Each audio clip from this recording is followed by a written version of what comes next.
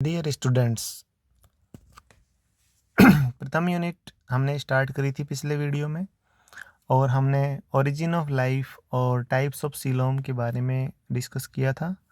आज हम ब्लास्टोफोर के बारे में देखते हैं। फेट ऑफ ब्लास्टोफोर ये भी एक महत्वपूर्ण कैरेक्टरिस्टिक होता है जिसके बेसिस के ऊपर मेटाजोवन को क्लासिफाई किया गया है। तो इन्वर्टिब्रेट्स जो कि ब्लास्टोफोर के फेट के ऊपर भी उनका क्लासिफिकेशन डिपेंड है। तो वो दो तरह के हैं, एक तो प्रोटोस्टॉम्स और ड्यूटेरोस्टॉम्स। तो दोनों प्रकार के एनिमल्स ही इन्वर्टिब्रेट्स में शामिल किए जाते हैं। तो यहाँ पर ये देखना बहुत ही इम्पोर्टेंट बन जाता है। तो इसका यहाँ पर क्या रोल है, क्लासिफिकेशन का एक ये कैरेक्टर होता है जिसके बेसिस के ऊपर यहाँ पर क्लासिफिकेशन किया गया है। तो इसके बारे में देखते हैं। तो ब्लास्टोपोर जो है ये एक एम्ब्रियोनिक डेवलपमेंट जो होता है जीवों का, वहाँ पर पाई जाने वाली एक अवस्था है, स्टेज है, जिसका हम नाम बोलते हैं क्या, गैस्ट्रुलेशन। तो गैस्ट्रुलेशन जो है, गैस्ट्रुलेशन स्टेज पे ब्लास्टोपोर का निर्माण होता है। तो ब्लास्टोपोर भविष्य में क्या बनेगा कि ब्लास्टोपोर से एनिमल का माउथ बनता है या फिर एनस बनती है, इस कैरेक्टर के बेस पे ही हम जीवों का क्लासिफिकेशन करते हैं।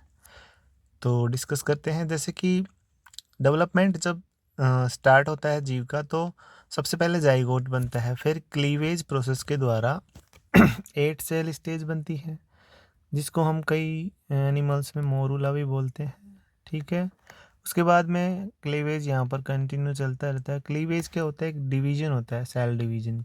ठीक है, सेल डिवीजन चल रहा है यहाँ पर कंटिन्यू। और मोरूला स्टेज, और मोरूला स्टेज के बाद में आती है ब्लास्टूला स्टेज।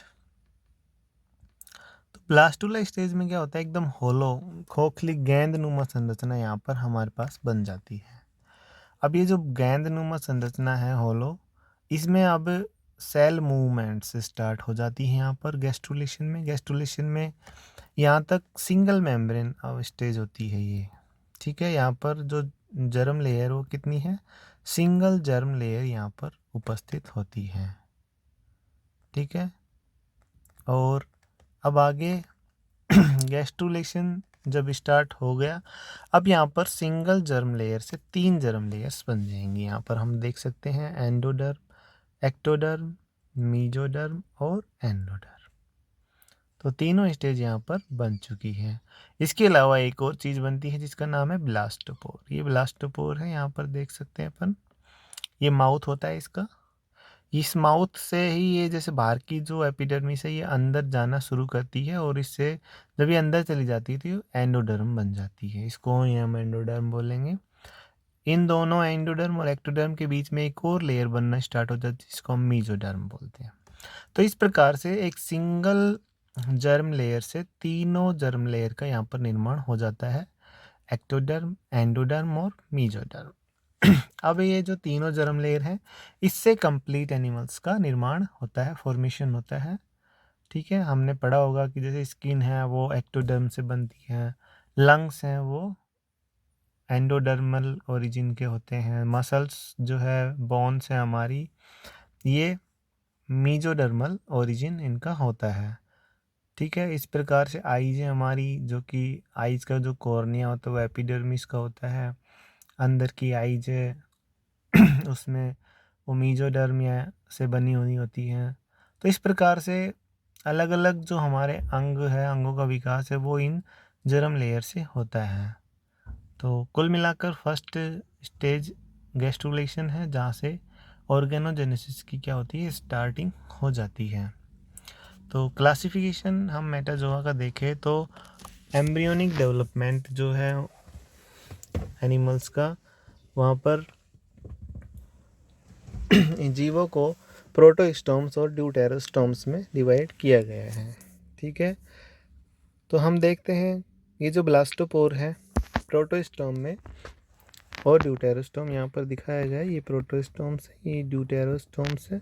प्रोटोस्टॉम्स में जो ब्लास्टोपोर होता है वो माउथ का निर्माण यहाँ पर करता है, जबकि ड्यूटेरोस्टॉम में इससे क्या बनते हैं, एनस बनती है।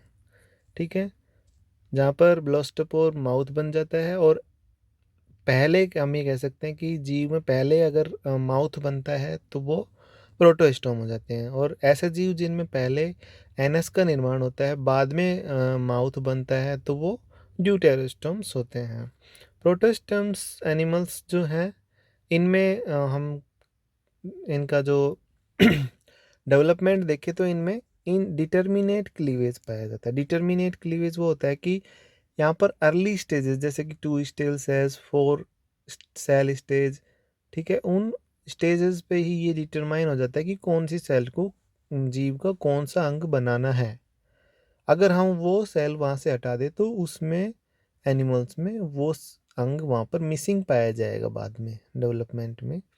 तो कई बार ये जो विकास है यहाँ पर इनका रुक भी जाता है, अरेस्ट भी हो जाता है। तो इस प्रकार का जो क्लीवेज है उसको हम डिटर्मिनेट क्लीवेज, मतलब निर्धारित जो है पहले से ही हो जाता है इनमें, इसको हम डिटर्मिनेट क्लीवेज बोलते हैं। और एक और कैरेक्टरिस्टिक है यहाँ पर इनमें स्पाइरल क्लीवेज इनमें हमें देखने को मिलता है। स्पाइरल क्लीवेज जो है यहाँ पर ये एक दूसरे से 90 डिग्री कुछ एंगल बना के रोटेशन इनका चलता रहता है।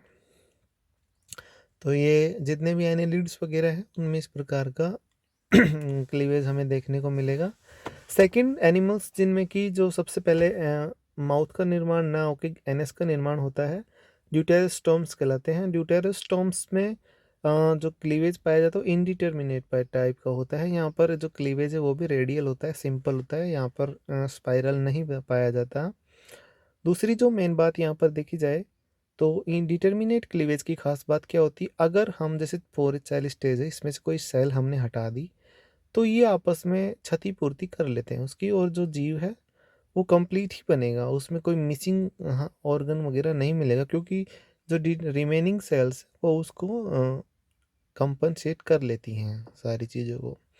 कुल मिलाकर हम कह सकते हैं यहाँ पर जो डेवलपमेंट है कंडीशनल डेवलपमेंट हमें यहाँ पर देखने को मिलेगा कि जो सेल्स हैं ये एक सेल दूसरे सेल के डेवलपमेंट को क्या कर रही है, प्रभावित कर रही है। अगर कोई मिसिंग हो जाती है तो भी यहाँ पर काम चल जाता है। जबकि डिटर्मिनेट क्लीवेज में अगर कोई सेल हमने मिस कर दी वहाँ से तो उसका डेवलपमेंट क्या हो जाता है, सीज्ड हो जाता है। इस प्रकार का जो डेवलपमेंट होता है उसको हम ऑटोनोमस डेवलपमेंट भी बोलते हैं।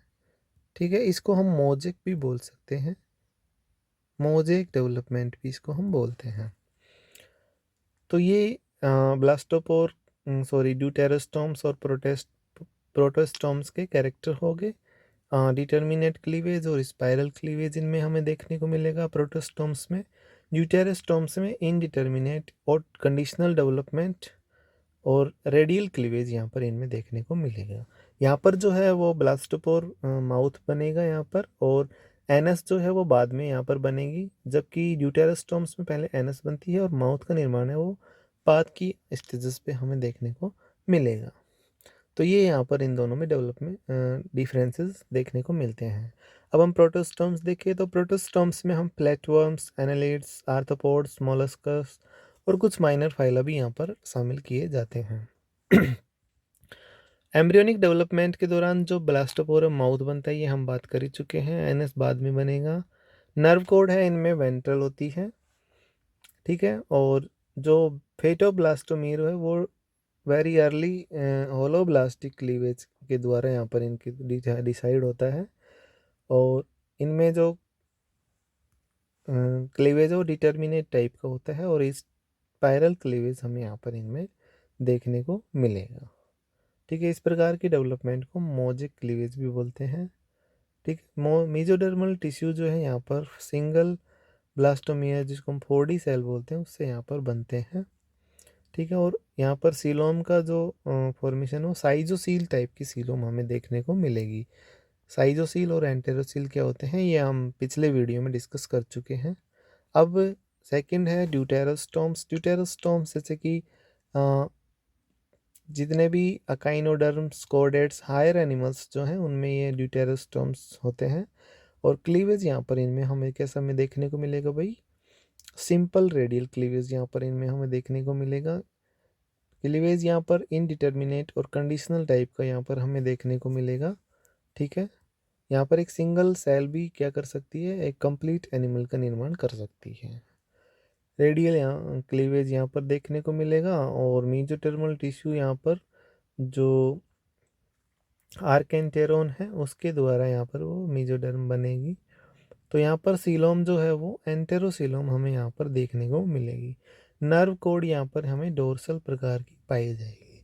तो जितने भी हायर एनिमल्स है, जैसे कि हम कोर्डेट्स की बात करें तो यहाँ पर इनमें नर्व कोड है वो डोर्सल साइड में मिलती है, जबकि इन्वर्टिब्रेट्स में जो नर्व कोड है वो वेंट्रल साइड में हमें देखने को मिलती हैं। तो ये प्रोटेरस और ड्यूटेरोस्टोम्स एनिमल्स थे, जहाँ पर इनका जो फेट था वो ब्लास्टोपोर से ही डिटरमाइन किया जा रहा था।